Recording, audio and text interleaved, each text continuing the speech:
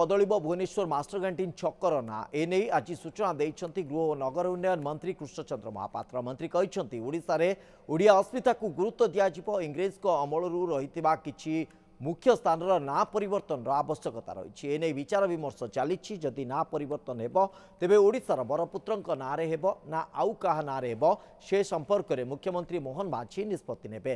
तेबे master canteen छकर ना परिवर्तन करने को विभिन्न समय दाबी होई आछि। सुप्रीमकोर्ट आईनजीवी राधाकांत त्रिपाठी मध्य 2021 मसीह मास्टर कैंटीन ना परिवर्तन करने को सरकार को अनुरोध करथिले। 2023 रे पुणी सरकार को से एने रिमाइंड भी करते कहवा कथा जेहेतु राजधानी यह एक प्रमुख छक तेणु आम ओडिशार ऐतिह्य गारिमा एवं मर्यादा को दृष्टि रखी गुरुत्वपूर्ण व्यक्ति विशेष तथा स्वाधीनता संग्रामी किंबा उत्कल कलिंग पाइक विद्रोह पाई ओडिशा जो अवदान रखी से किछि परिचय बा ना को नहीं मास्टर कैंटीन ना परिवर्तन करार आवश्यकता रही।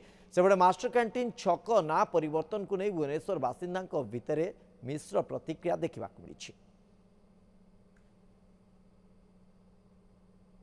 चली समीक्षा चली समीक्षा चली माननीय मुख्यमंत्री निष्पत्ति निश्चित भाव में सरकार विचार कर समय आसिले।